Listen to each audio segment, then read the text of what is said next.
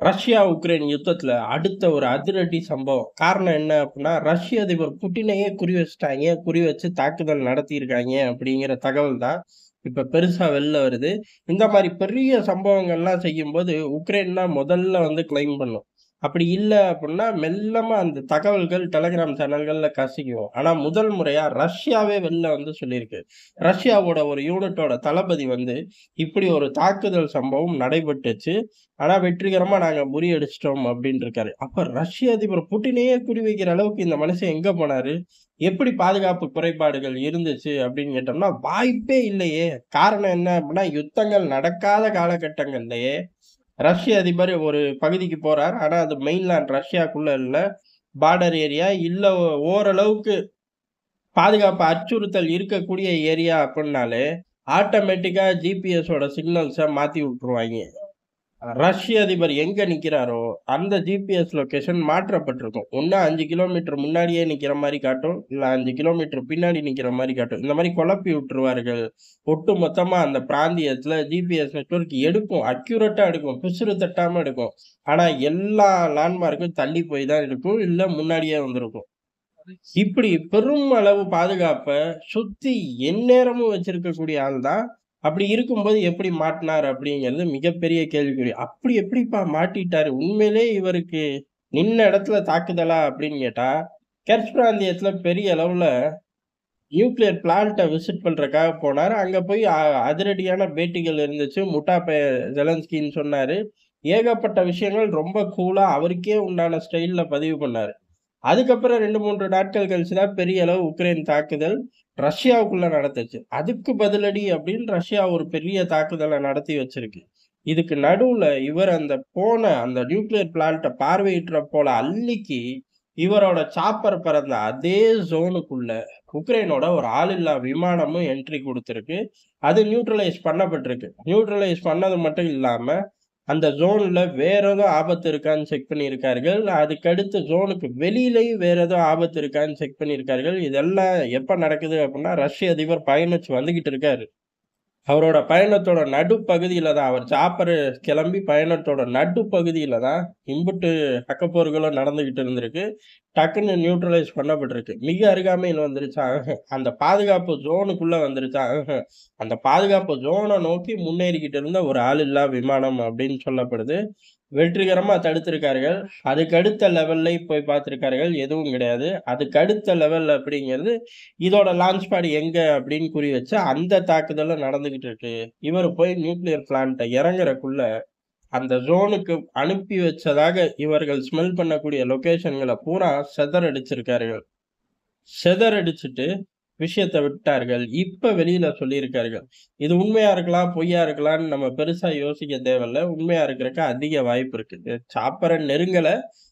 ஆனா அந்த பகுதிகள்ல பறந்திருக்கு அப்படிங்கிறது தெரிஞ்சு போச்சு. அமெரிக்காலயே மைக்க போட்டு கேட்க ஆரம்பிச்சுட்டாய்ங்க. ட்ரம்பும் தனக்கு உண்டான ஸ்டைல்ல, ஆமா நானும் கேள்விப்பட்டேன். என்ன காரணமா இருக்கும்னு எனக்கு தெரியல. அப்படின்னு சொல்லிட்டு போயிட்டாரு. யோவ்! என்ன காரணமா இருக்குமா? அந்த மனுஷன கொல்ல பார்க்குறாய்ங்களா? அப்படின்னு கேட்டா, காரணம்லாம் எனக்கு தெரியல சாமி. ஆனா விஷயத்த நான் கேள்விப்பட்டேன் அப்படின்ட்டாரு. இது எல்லாமே ஜெலன்ஸ்கிக்கு தான் அழுத்தம். ஏன்னா நேரடியா ரஷ்ய அதிபரே குறி வச்சு தாக்குறார்கள் அப்படின்னா, அடுத்து உக்ரைனுக்குள்ள கிரீன் ஜோன் என்ன, ரெட் ஜோன் இல்ல. எல்லாமே பிளாக் ஜோன் தான். பிரிச்சு மேய்ஞ்சிற மாட்டாய்ங்க. பிரிச்சு மேய தயாராயிட்டார்கள். ஏன் அப்படின்னா, இது இன்னைக்கு காலையில நடந்த சம்பவம் கிடையாது. அவர் விசிட் முடிஞ்சே 2, 3 நாட்களுக்கு மேலேயே ஆயிப்போச்சு. அப்படி இருக்கும்போது, இப்ப இந்த தகவல்கள பரப்பி விடுறதுக்கு 2 காரணங்கள் சொல்லப்படுது. ஒண்ணு என்ன அப்டின்னா, ஒண்ணு உக்ரைன் தரப்புல இருந்து சொல்லப்படுது. டேய்! ஒண்ணு அந்த விஷயத்த ஆமா சொல்லு. இல்ல அந்த விஷயத்த இல்லே சொல்லு. ரஷ்ய அதிபர நான் கொல்ல பார்க்கலப்பா. அவர் இருந்த சைடு ஆளில்லா விமானத்த ஏவலப்பா அப்படின்னு சொல்லு.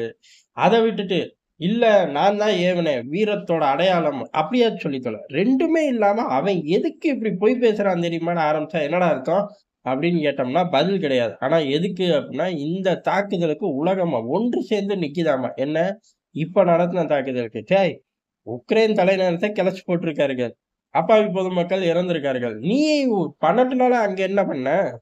300க்கும் மேற்பட்ட ஆளில்லா விமானத்த ரஷ்யாக்குள்ள அனுப்பிச்ச. அதுக்கு பதிலடி அவன் குடுத்திருக்கான். இதுக்கு உலகம் ஒண்ணு சேர்ந்து நிக்குதா அப்படின்னு கேட்டா, சத்தியமா உலகம் ஒண்ணு சேர்ந்தெல்லாம் நிக்கல.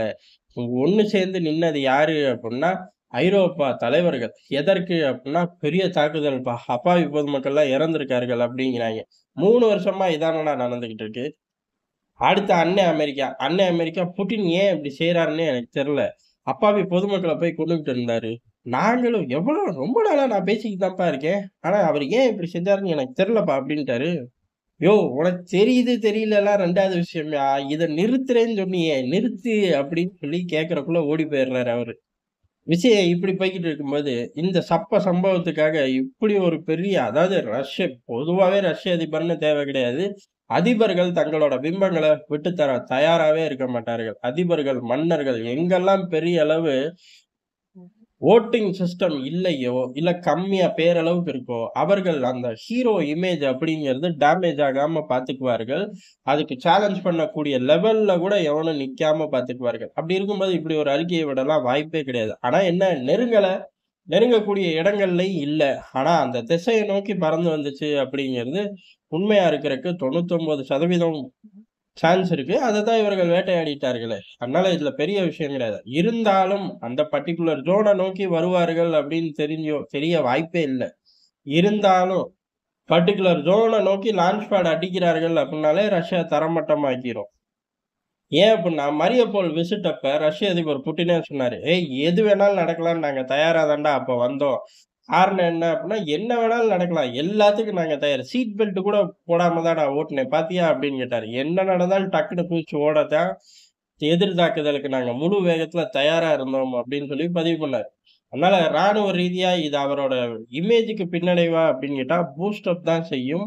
அதே மாரி இத வெளியிட்டது மூலியமா ஒரு பெரும் தாக்குதலையோ, இல்ல ஜெலன்ஸ்கி தலைக்கோ ரஷ்ய அதிபர் குறி வச்சுட்டார் அப்படிங்கிறது தான் எதார்த்தமான உண்ம.